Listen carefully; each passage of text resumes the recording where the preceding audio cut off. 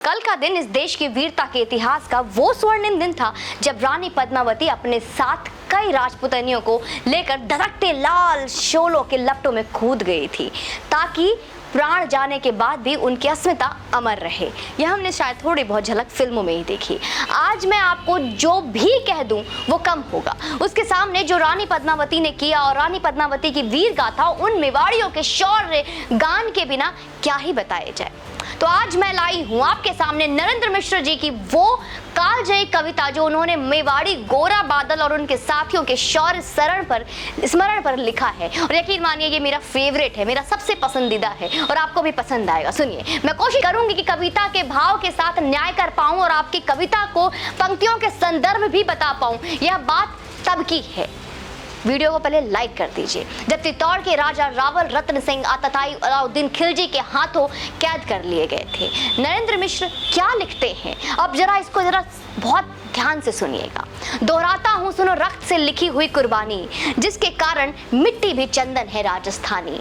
रावल रत्न सिंह को छल से कैद किया खिलजी ने, कालजयी मित्रों से मिलकर दगा किया खिलजी ने।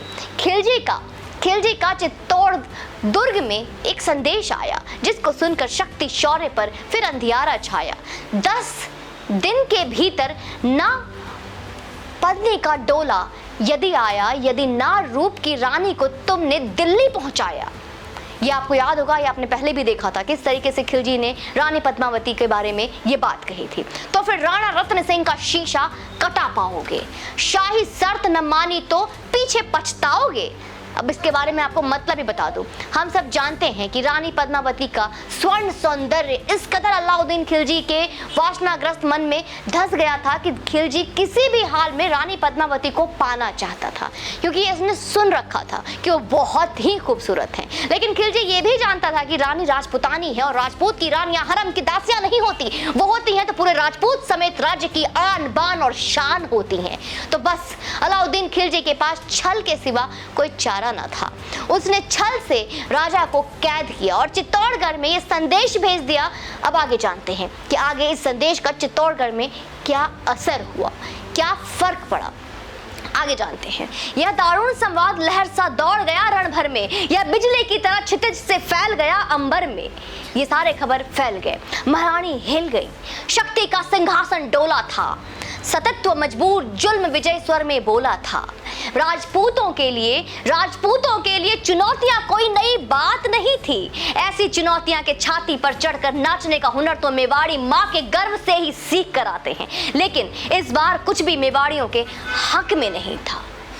क्यों? आइए जानते हैं कि आखिर क्यों वो मेवाड़ी और जो राजपूतों के अंदर भी एक डर क्यों बैठा।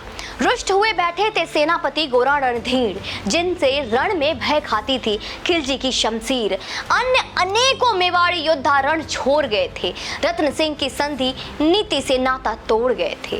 राजा रावल रत्न सिंह ने शांति बनी रहे इस नीति के तहत एक बार अलाउद्दीन खिलजी की मेहमान नवाजी अपने दरबार में की थी, जहां वो झरोखे से, पहले के वक्त में झरोखे हुआ करते थे, तो झरोखे से रानी पद्मावती को एक नजर देख पाया था।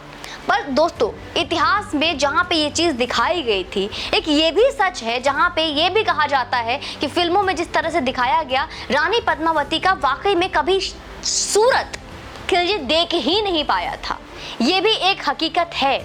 राजा रावल रत्न सिंह के सेनापति महायोद्धा गोरा को संधि का एक यह मीठा जहर स्वीकार नहीं था।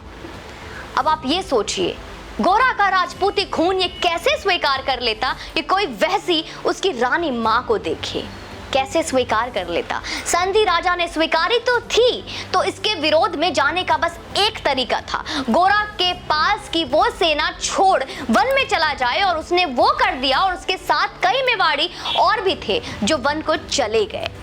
दोस्तों, अब आगे क्या होता है ये जानिए। अब रानी पद्मावती के पास गोरा को वापस सेना में लाने के सिवा कोई दूसरा उपाय न था, और वो जानती थी कि गोरा उसके सिवा अब किसी की भी नहीं सुनेगा।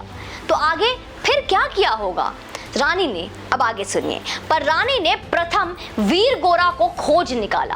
वन वन भटक रहा था, मन में तिरस्कार की ज्वाला गोरा की गोरा ने खिलजी का पैगाम जो सुना, गोरा से पत्नी का खिलजी का पैगाम सुनाया, मगर वीरता का अपमानित ज्वार नहीं मिट पाया।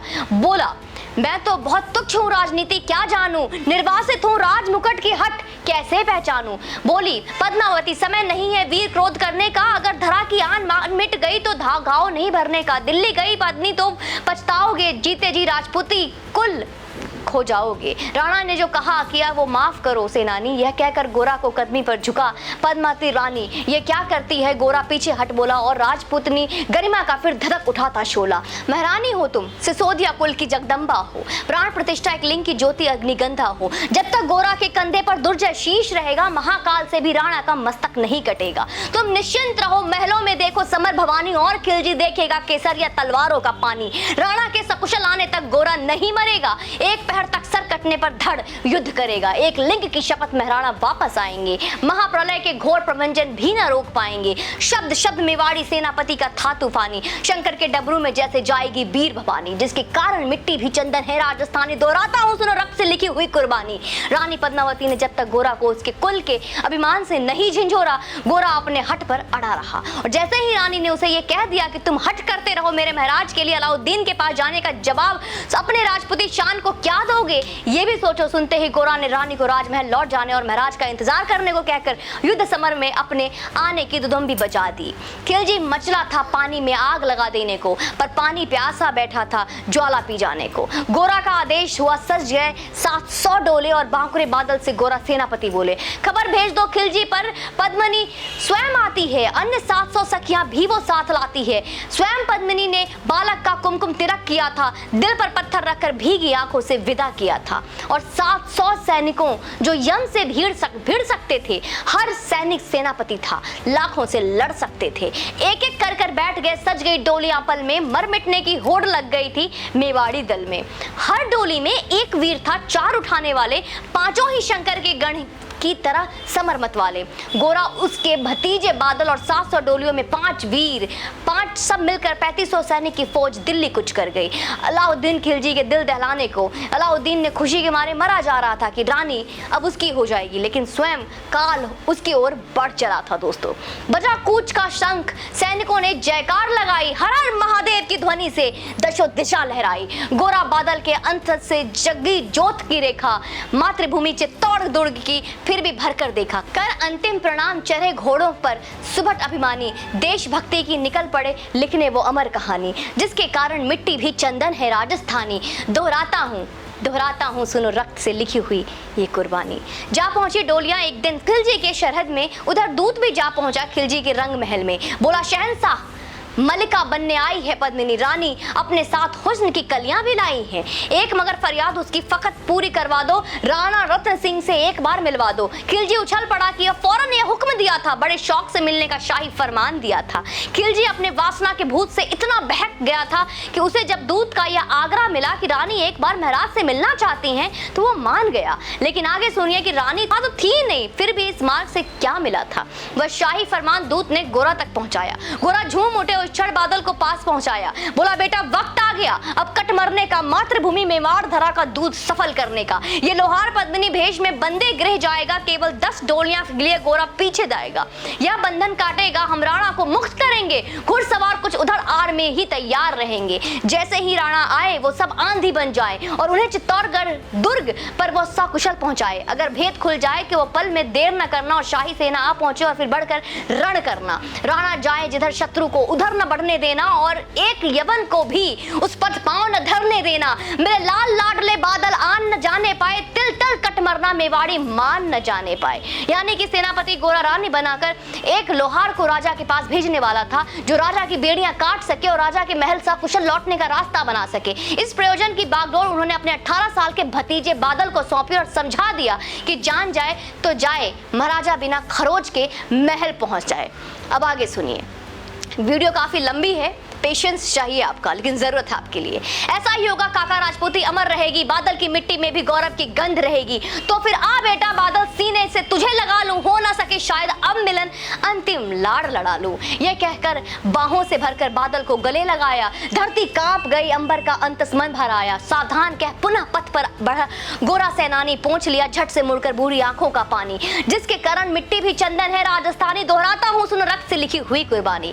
गोरा की चातुरी चली, राणा के बंधन काटे, छांट छांट कर शाही पहरेदारों के सर काटे। लिपट गए गोरा के राणा, गलती पर पछताए, सेनापति की नमक हलाली देख नयन भर आए। गोरा की चाल अब सफल हो गई थी, राणा जंजीर मुक्त हो गए थे। अपने अंदर गोरा को खुद से दूर हो जाने देने का गम आंखों से बाहर आ रहा और गोरा राणा के बाहों में लिपट गए थे। लेकिन खिलजी का सेनापति के मन में यह बात पहले से थी कि रानी पद्मावती इतनी आसानी से खिलजी की नहीं हो सकती, सब कुछ इतना आसान नहीं होगा। और अब उस सच मालूम हो गया कि गोरा राणा को बंधन मुक्त कर चुके हैं। पर खिलजी का सेनापति पहले से ही शंकित था, वो मेवाड़ी चट्टानी वीरों से आतंकित था। जब उसने लिया समझ पद्मिनी नहीं आई है, मेवाड़ी सेना खिलजी की मौत साथ लाई है। पहले से तैयार सैन्य दल को उसने ललकारा, निकल पड़ा टिड्डी दल, रण का बजने लगा नगाड़ा। दृष्टि फिरी, गोरा की मानी राणा को समझाया, रण मतवाले को रोका, जबरन चित्तौड़ पठाया। राणा चले तभी शाही सेना लहरा कर आई, खिलजी की लाखों नंगी तलवारें फिर दिखाई। खिलजी ललकारा, दुश्मन को भाग न जाने देना, राजा रतन सिंह का शीश काट कर ही वीरों दम लेना। अब खिलजी को क्या चाहिए था, रानी तो मिली नहीं, रानी को चाहिए था कि राजा का बस सर कैसे भी काट दिया जाए, बस किसी भी तरह से राजा को फिर से बंदी बनाया जाए। इसको लेकर वो बहुत ललकारा, बहुत बौखलाया। टूट पड़ो मेवाड़ी शेरों, बादल सिंह ललकारा, हर हर महादेव का गर्जा नभ भेदी जयकारा।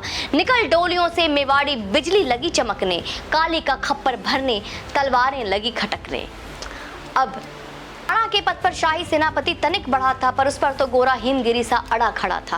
कहा जफर के एक कदम भी आगे बढ़ न सकोगे, यदि आदेश न माना तो कुत्ते की मौत मरोगे।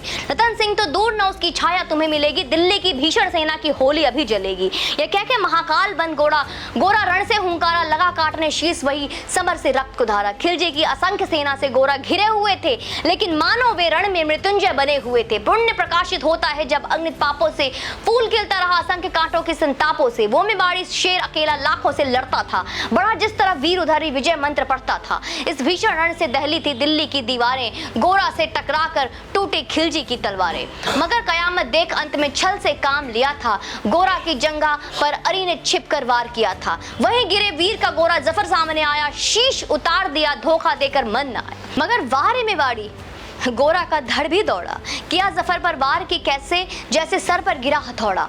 एक वार में ही शाही सेनापति चीर दिया था, जफर मोहम्मद को केवल धड़ ने निर्जीव किया था। जो ही जफर कटा, शाही सेना का साहस लर्जा, काका का धड़ देख बादल सिंह महारुद्र सा गर्जा। अरे कायरो, नीच बांगड़ो, छल से रण कहते हो, छल से रण करते हो, किस बुते पर जवान मर्द बनने का दम भरते हो। यह कहकर बादल उस क्षण बिजली बनकर टूटा था, मानो धरती पर अंबर से अग्नि शीरा छूटा था। ज्वालामुखी फटा हो जैसे दरिया हो तूफानी, सदियां दोहराएगी बादल की रणसंग कहानी। अरी का भाला लगा पेट में, आते निकल पड़ी थी, जख्मी बादल पर लाखों तलवारें खींची पड़ी थी।